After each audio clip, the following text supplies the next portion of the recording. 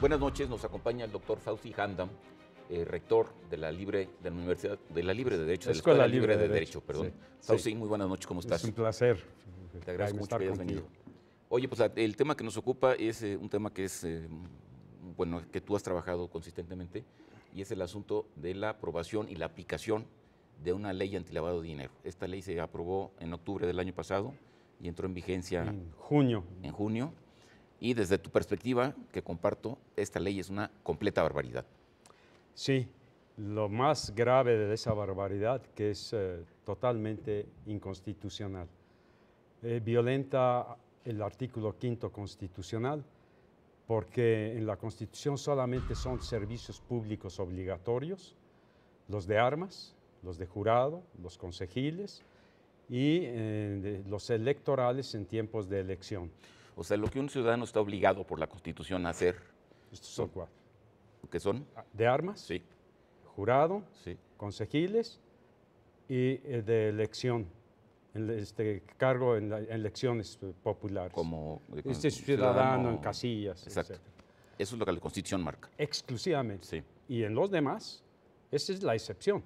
Puedes hacer lo que tú quieras en cualquier actividad siendo lícita y obviamente no puedes ser compelido a trabajar si no es con tu voluntad y mediante una retribución justa, ¿no? Ahora, lo que la ley hace o lo que la ley está obligando a los ciudadanos, a todos los ciudadanos, ¿a qué es? Pues precisamente a realizar funciones policíacas, que son exclusivas del Estado. Tan grave que es un ejército desde notarios, corredores, inmobiliarias, centros de juego, venta de automóviles y todas las actividades, incluso a los profesionistas, les obliga a tener la obligación de verificar en cierto tipo de operaciones que excedan de determinados salarios mínimos, el origen del recurso con el que van a pagar el bien o el servicio y reportarlo, considerándose como operación vulnerable a la autoridad, al SAT, y hacer un reporte mensual de todas esas operaciones que se hayan realizado durante el periodo con esa empresa o esa persona física. Un notario, por ejemplo, tendría que presentar un reporte mensual de todas las operaciones que realiza. Cada día 17 meses. Bueno, pues eso es verdaderamente una locura. No solo es una locura, sino que lo que va a propiciar, y lo comentábamos, Jaime, es mayor informalidad. No están atendiendo, conocemos la causa del problema y se van por los efectos. La causa del problema es el estado prohibicionista que tenemos, ¿no?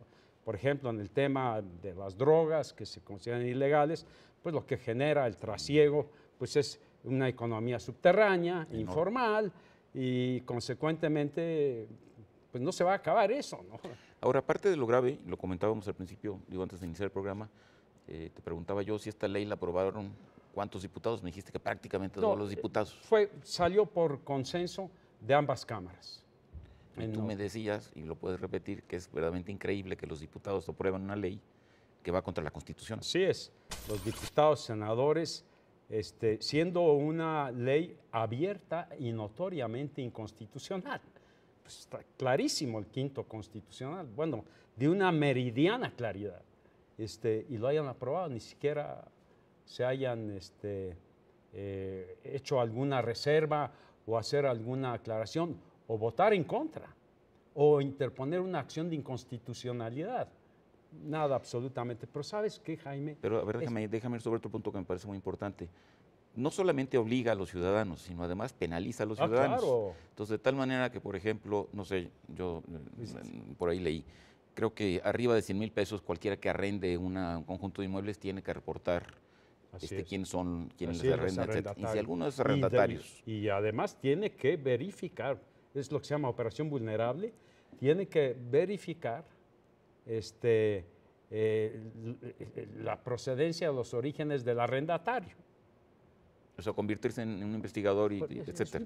Función policíaca, Claro. de verificar, constatar, informar y controlar, mandándole a la autoridad. Y si no lo hace, o lo hace indebidamente, sanciones administrativas. Y lo peor es que si una operación reportada como vulnerable, él no haya reportado el origen o que haya tenido la sospecha claramente, lo convierte, de acuerdo con el Código Penal, en un encubridor. Con sanciones penales, cárcel. Claro. No, es algo insólito. Volvemos al punto, Jaime. No va a tener ningún resultado. No están atendiendo. La enfermedad sigue ahí viva.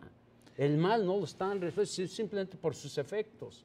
Y va a generar aún más corrupción y va a generar mayor flujo de operaciones en efectivo, que ya son muchísimas. Bueno, se dice que el trasiego, yo creo que tú tienes el dato de la droga anualmente en México, que no hay un dato estadístico, pues es subrepticio, fluctúa entre 12,000 y 15,000 millones de dólares al año. Sí, es la estimación. Y ahora imagínate la economía informal. ¿Quién es la economía informal? Que realiza una actividad lícita, pero no pagan impuestos. Pues 50% de la economía de este país es informal. Pues, ahora, esto ha provocado, y también me lo comentabas, una serie de amparos. Así es. Que se metieron ya se han interpuesto. Hasta ahorita, el último dato de ayer, son 320 amparos. Y en realidad... ¿Quiénes se han amparado? Empresas, notarios. Algunos notarios, algunas inmobiliarias, algunas distribuidoras de coches, centros de juego, ya pues, porque también allí tienes que verificar hasta X monto de compras para realizar tu juego.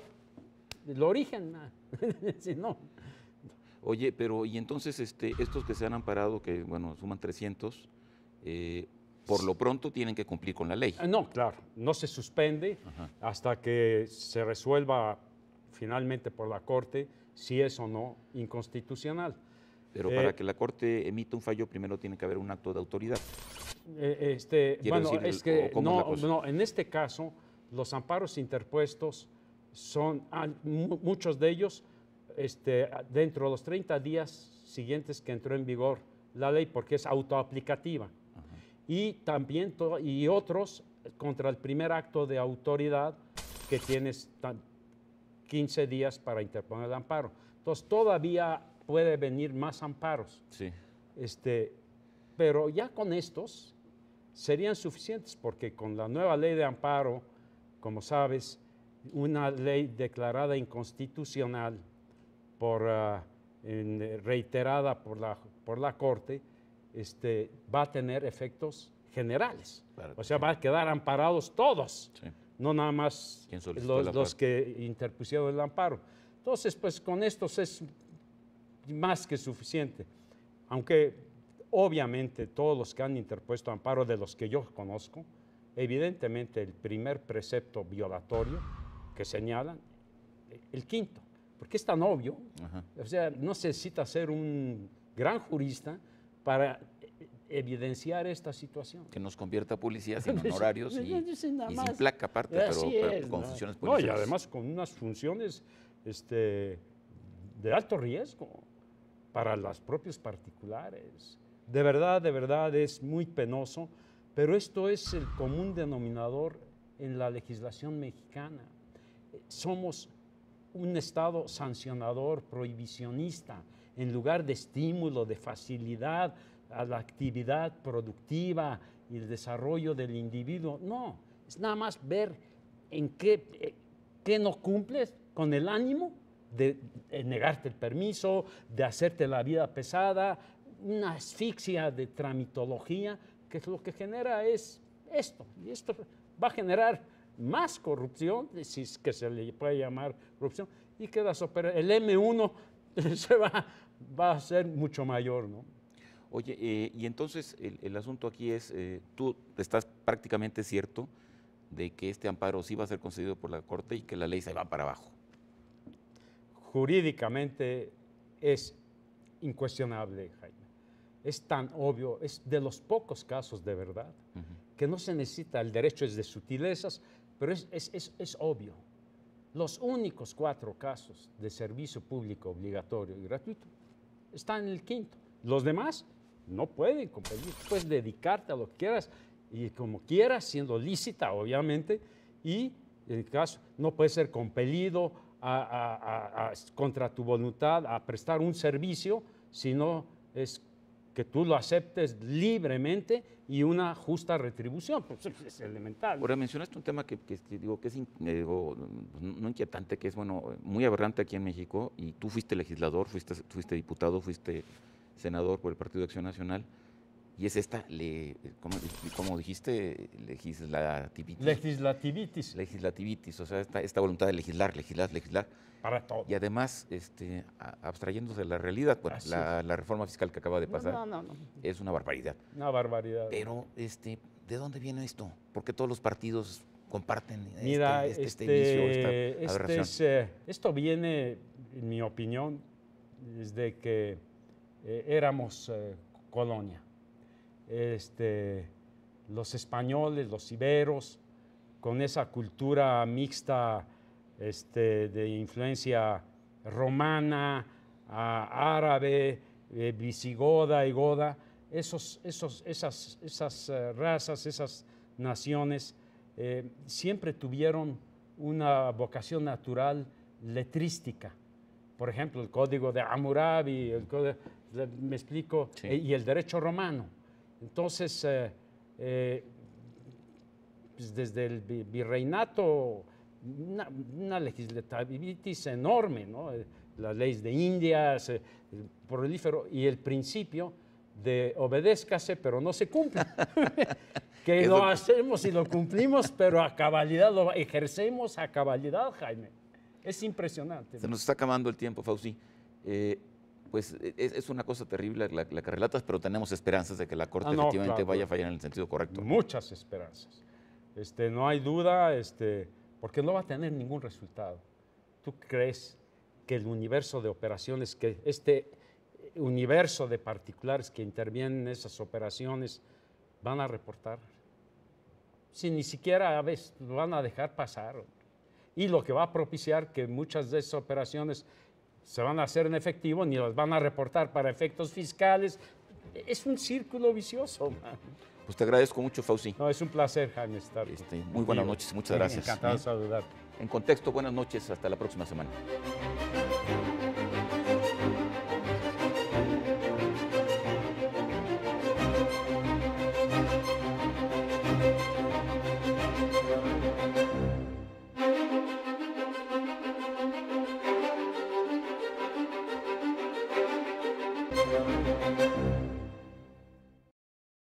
La radio y la televisión juegan hoy en México el papel que en la antigua Grecia desempeñó el foro público.